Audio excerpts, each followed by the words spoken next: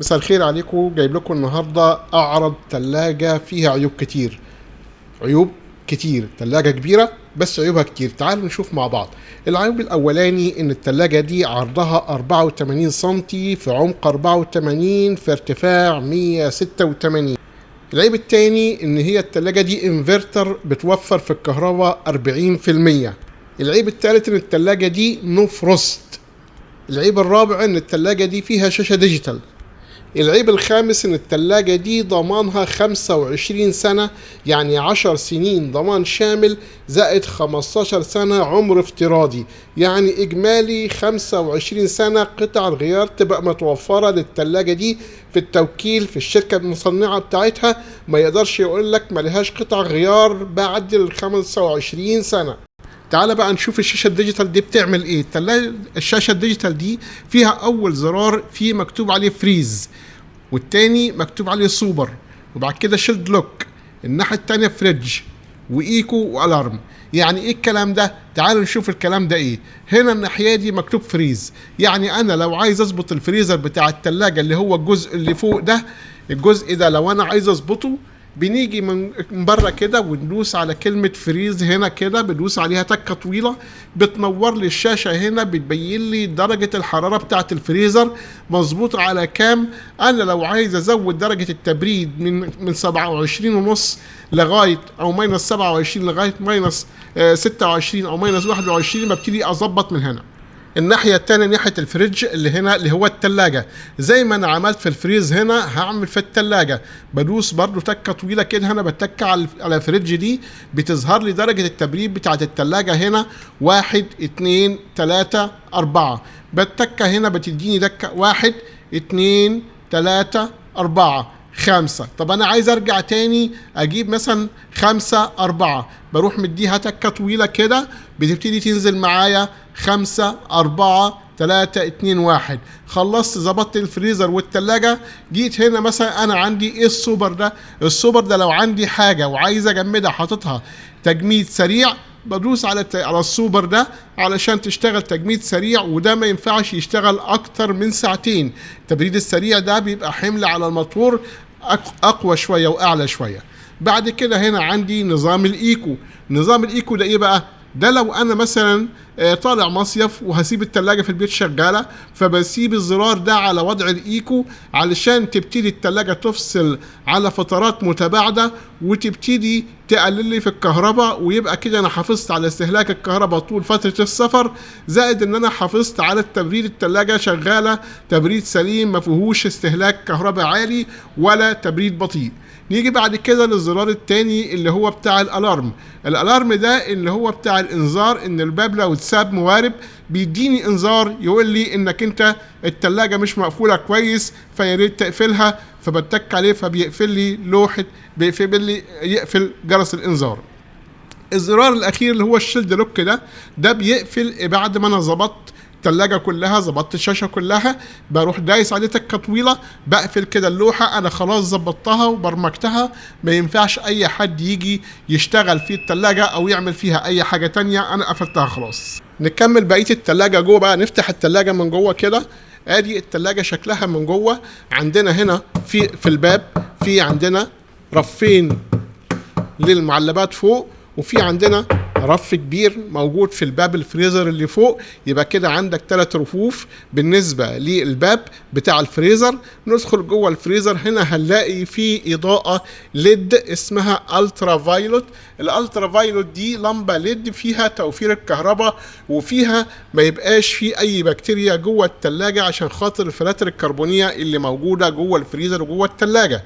الفتحات بتاعت التهوية دي يا ريت بعد اذنكم لما نيجي نحط الحاجة نفرشها في التلاجة ما نقفلش على الفتحات اللي موجودة جوه، لان الفتحات دي هي اللي بتوصل المروحة للتبريد للفريزر والسخانات عشان ما يبقاش فيه تلج في الفريزر.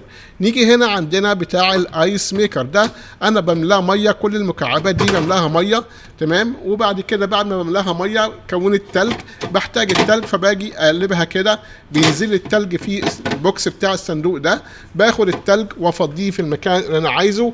وبعد كده يبقى خلاص كده بالنسبه للفريزر انا كده خلصته. هنزل على التلاجة تحت نشوف الكابينه تحت معانا.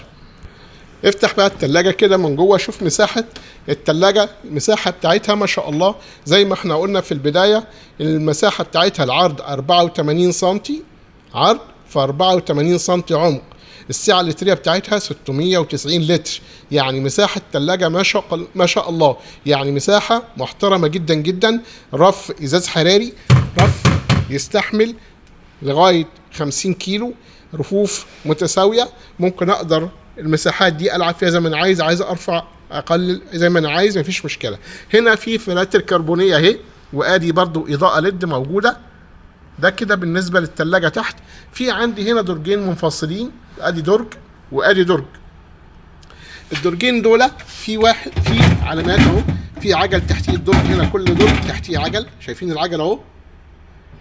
ده علشان خاطر يبقى سهل جدا الحركة بتاعة الدرج، ما يبقاش فيها صعوبة وما يحتكش بالقعدة بتاعة التلاجة.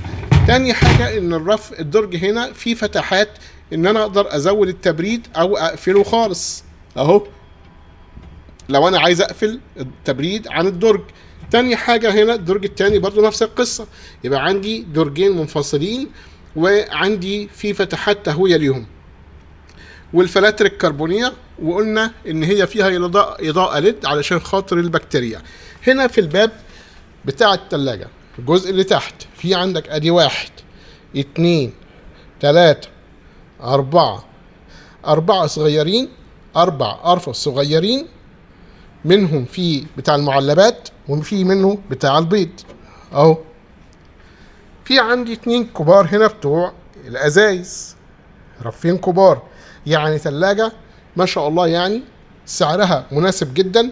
انفرتر اكبر مساحة موجودة، عرض في عمق في ارتفاع، سعة لترية 690 لتر، منها 690 عادي، منها 690 انفرتر، منها 625 عادي، منها 625 انفرتر. ازاي اعرف التلاجة دي انفرتر ولا عادية؟ لما اجي اشوف التلاجة دي كده، الايد بتاعتها شايفين الشكل الثلاثي ده اهو، الشكل ده كده، الايد كده، ده ماركة كريازي طبعا. المقبض ده كده الايد بتاعته فوق وتحت، شكلها جاي كده اهو. ده غير ده، شايفين المقبض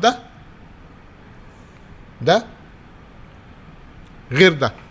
اول ما ابص واشوف المقبض ده كده اعرف ان التلاجة دي انفرتر. دي حاجة. الحاجة التانية برضو الميل هنا بتاع الكيرف ده مع الايد دي، فده كده تعليمة او العلامة بتاعتها انها انفرتر. طب لو هي مش انفرتر اعرفها ازاي؟ قلنا ادي الايد هنا شايفين عاملة ازاي اهو، دي عادية مش انفرتر. الميل هنا مفيش الميل ده اهو، هنا مفيش الميل. زي ما احنا شفنا ان التلاجة في منها 690 وفي منها 625، التلاجة بكل المميزات والعيوب اللي احنا اتكلمنا عليها. احنا كمان في منها مقاس تاني اصغر علشان خاطر وفرنا للناس اللي هم برضو مش محتاجين حجم كبير زي 690 لتر او 625 لتر. في مقاس 16 قدم نو فروست 450 لتر، ده السعة اللترية بتاعته 450، وبرضو اقل استهلاك كهرباء، بس ده استهلاك الكهرباء مش بيوفر 40% زي الانفرتر. يعني الانفرتر هنا عندي استهلاك الكهرباء بتاعها نشوف هنا استهلاك كهرباء 41 كيلو وات، مع اختلاف الحجم طبعا. دي منها 690 لتر او 625 لتر، هنا استهلاك الكهرباء 42 كيلو وات. يعني مع ان الحجم هناك في الانفرتر اكبر، بس استهلاك الكهرباء يعني فارق كيلو وات بينه. يعني دي الكهرباء في الصغيرة ازيد من الكبيرة، علشان الكبيرة بتوفر كهرباء.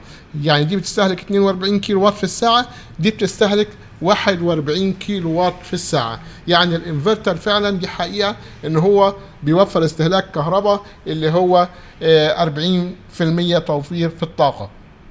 طب لو هي 690 عادية مش انفرتر، نشوف استهلاك الكهرباء بتاعها قد ايه. شايفين 57 كيلو وات، يا خبر ابيض، شايفين 57 كيلو وات في الساعة. دي العادية مش انفرتر، عشان بس الناس بتقولك هل الانفرتر ده حقيقي، هل فعلا بيوفر في الكهرباء؟ فادي بالدليل اهو 57 كيلو واط، دي 690 لتر عادية مش انفرتر، دي 625 لتر عادية، 625 لتر انفرتر مش عادية. يعني هنا 41 كيلو واط، هنا 57 كيلو واط.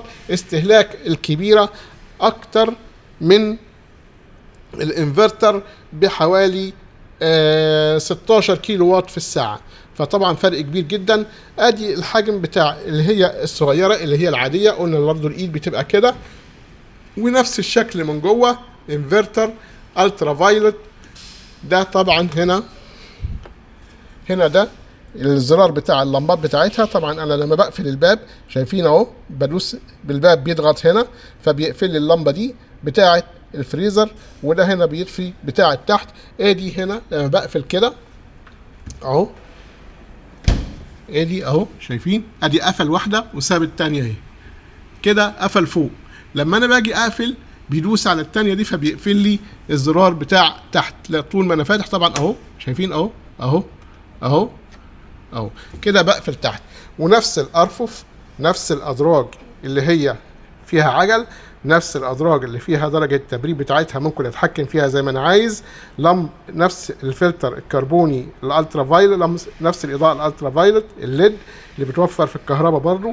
يديك اضاءه لونها ازرق خفيف او لون ابيض فاتح كده علشان خاطر توفير الكهرباء، لمبات ليد. ده كده شفنا العيوب والمميزات بتاعة التلاجة. تاني حاجة بالنسبة للسعر، يعني أنا لو جيت أقارن تلاجة زي دي كده مثلا 625 لتر انفرتر أو 690 لتر انفرتر، وأشوف واحدة تانية تكون مسيلاتها زي ال جي زي سامسونج زي أي كان من التلاجات التانية، هلاقي السعر هناك الضعف. يعني لو جيت مثلا شفت تلاجة 625 أو 690، يعني دي مثلا دي انفرتر عاملة 52,000 جنيه. لو جيت شفت مثلا اللي زيها في ال جي أو السامسونج أو أي حاجة تكون مستوردة، هلاقي تعمل في حوالي 90,000 جنيه تقريبا، فضعف السعر تقريبا. يعني فخليني في الأحسن، في الأوسع، وفي اللي موجودة بسعر قليل وعمرها 25 سنة عمر افتراضي وضمان اكيد للضمان. فعلشان كده يبقى انا بقارن واشوف السعر واشوف المنتج، فيبقى ده افضل لي بكتير قوي من ان انا اشوف حاجة تانية.